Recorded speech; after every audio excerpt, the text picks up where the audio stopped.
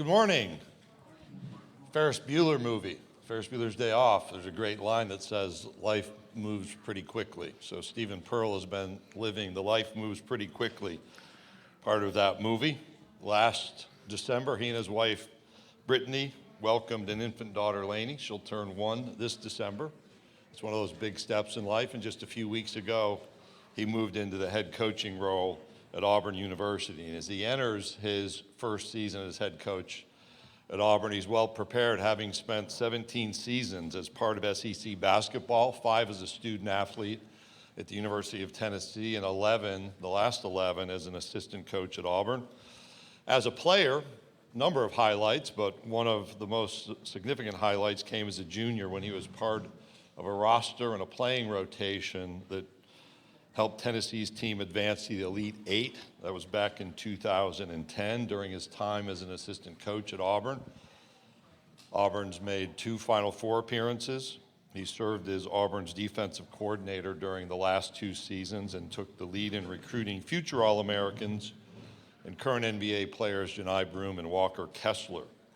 An indication of the respect that Stephen has earned as an assistant coach was clear when all 12 of Auburn's players opted to remain with the program during a time of transition.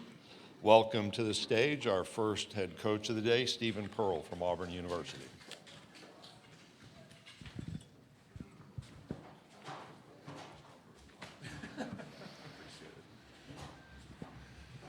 All right, good morning. Thank you guys all for being here. First, I want to take a moment and thank Commissioner Sankey and Garth Glissman. It's quite a feat considering where the SEC was when I was a player. You know, it was very top-heavy. You would get 4 teams into the NCAA tournament every year, and to really watch the progression and grow from my time at Auburn, it went from a league that, you know, got 3 teams in 2013, I think, to obviously having the greatest season in the history of college basketball. The best conference in the history of college basketball, and obviously, you know, 2 teams in the Final Four and a national champion in Florida. So their leadership has obviously taken this conference to different heights. I want to thank John Cohen and Janan Paul and the rest of our administrative team at Auburn and our leadership at Auburn University for giving me this allowing me to have this honor of a once-in-a-lifetime opportunity to lead, you know, this proud program. The staff is the reason why, you know, we're still here. We have one of the, if not the greatest staff in college basketball. It's a staff that has been together for, you know, close to 8 years almost, a majority of it. And it's a staff that's won 5 SEC championships, been to 2 Final Fours, and since 2014, we've graduated 48 student athletes, which is unheard of in this time of the transfer portal. And we're incredibly proud of that. And, you know, that's one of our goals moving forward, is to continue to grow that number. You know, these first 3 weeks have been drinking out of a fire hose. But for me, I've had the fortune of watching BP do this for 30 years. And the day-to-day stuff really didn't surprise me. I knew what I was getting into. Obviously, with a change like this, the first thing that goes to your mind is your players and, you know, what's best for them. And for all 12 of our young men on scholarship to ultimately decide to stay at Auburn, it's a testament to Auburn and how special of a place it is. It's a testament to their teammates and the relationship that they've, you know, really garnered together this summer. It's a testament to our staff and the relationships they have with those players in the recruiting process. So, you know, I don't know if any of you have seen, but our non-conference schedule is it's an interesting one, to say the least. But our guys came to Auburn knowing that this was what they were stepping into, and they're incredibly excited about the opportunity.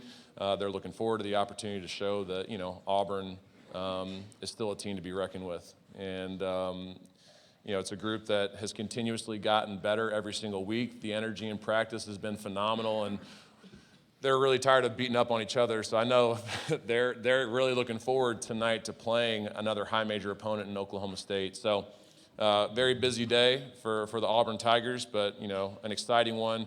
Excited for those 3 young men to be here. You know, Keyshawn Murphy is a kid that's been playing in the SEC for quite a while now, and for him to be at his first SEC Media Days, I'm just so proud of him and the growth that he's shown. He's a recent graduate of Mississippi State, so I'm really proud of Murph. Tahad Pettiford obviously had a breakout season last year on if not the best team in college basketball for most of the year.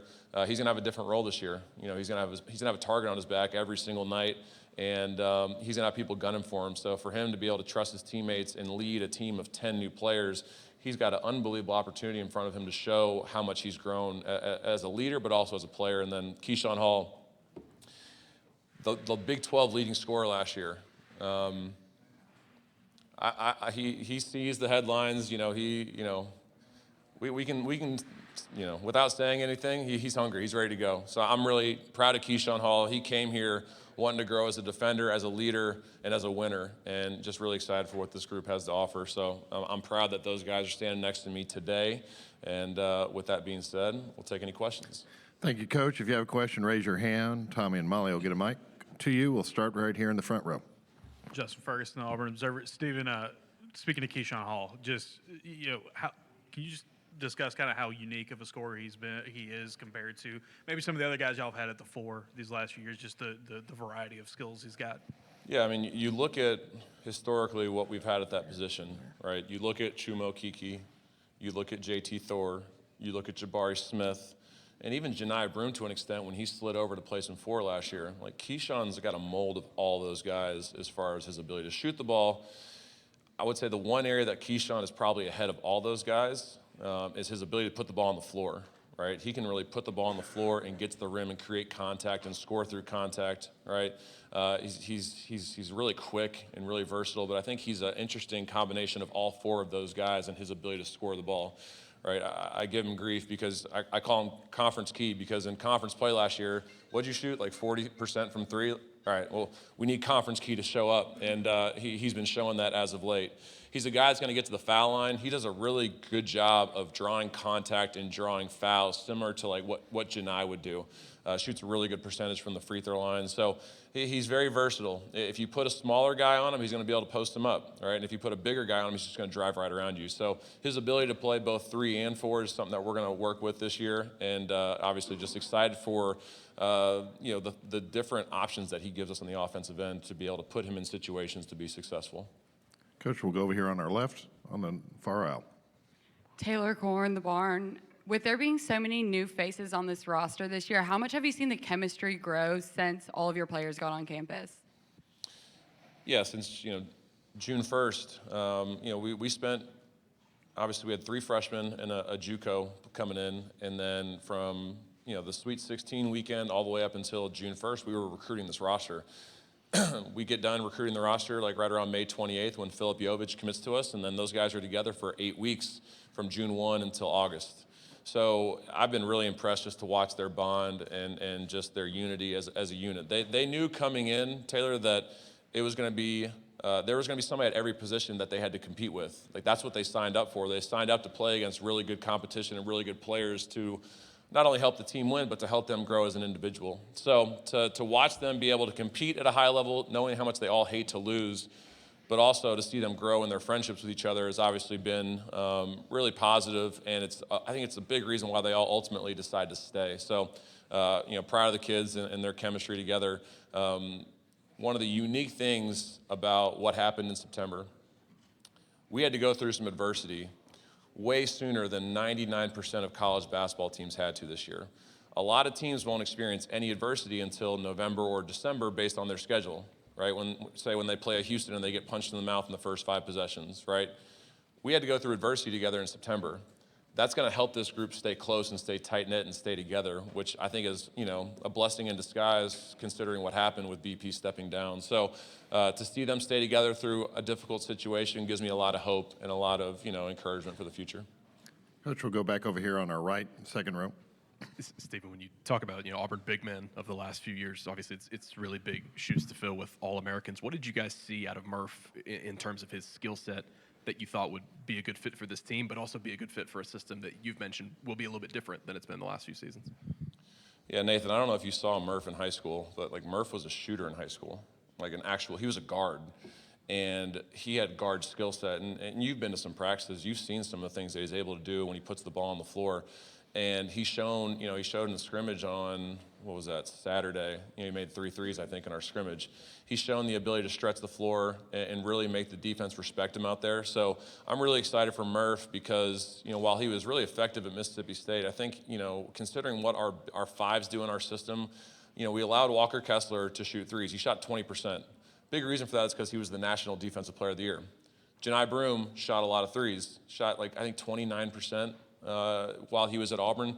He was one of the best players in college basketball. So, we allow our guys the confidence and the freedom to be able to step out and spread it because, if they give the effort and the energy on the defensive end, we're going to allow those guys to have a lot more freedom on the offensive end. And I think Murph, seeing that was a big reason why when he ultimately got into the portal, he decided to come to Auburn because of what we let our 4s and 5s do from an offensive standpoint, which is what I think he's always had the skill set, and he's really excited to show moving forward.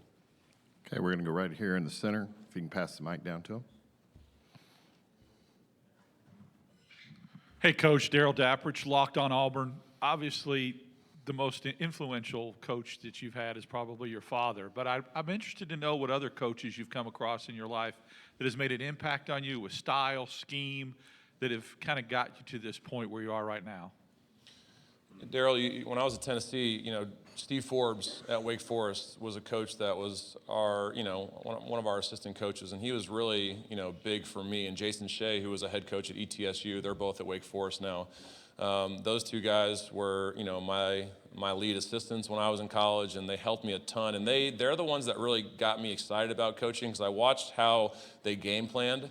And those two, when it came to scouting reports, were as detailed as anyone I've ever been around. And that got me really excited about the prospect of getting ready for opponents and game planning and personnel and teaching points and offensive and defensive schemes. So watching those guys, the player, was really impactful. But then, obviously, once we got to Auburn, Todd Golden was a director of operations, but he was the one that brought analytics into our program when we first got to Auburn.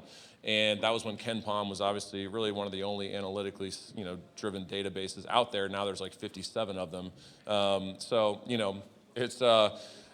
It's been a mold of some of my assistants from Tennessee, but then Todd had a really big impact on me as an assistant when he was at Auburn. But then, it's pretty well documented that we've stayed in touch ever since he left Auburn to go to San Francisco.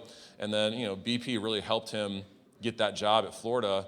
I think he might regret that now because Todd obviously has turned into one hell of a head coach, and they kicked our ass last year a couple times. So, Todd and Coach Forbes and Coach Shea and some of those guys have really been influential in me wanting to become a coach and obviously continue to continue on this journey. And then obviously, BP. One of the reasons why I believe I'm ready for this opportunity is because I've watched him. I don't think there's anyone better in the history of the game as far as rebuilding programs. And you've seen the things that he does in Auburn. It's everything outside of basketball that he's elite at, in addition to being a great coach, right? All those things I think are really important when it comes to, especially a place like Auburn, who really loves people that do that. So I think that's been a huge advantage for me to kind of watch and have a front row seat to a masterclass of rebuilding a program. And I think, with 10 new guys, it's not a rebuild, but obviously, we got our work cut out for us. And we got to do a lot of the same things that BP did to get Auburn to where it is today to continue and sustain that success. We'll take one final question in the center, in the back. Myron Metcalf, ESPN. Coach, I feel like someone should tell Nicolay High School about this moment. Man, that's crazy. What was your initial conversation like with your father when you knew he was going to step down, you were going to get this job? And what was that emotion like to step into those shoes?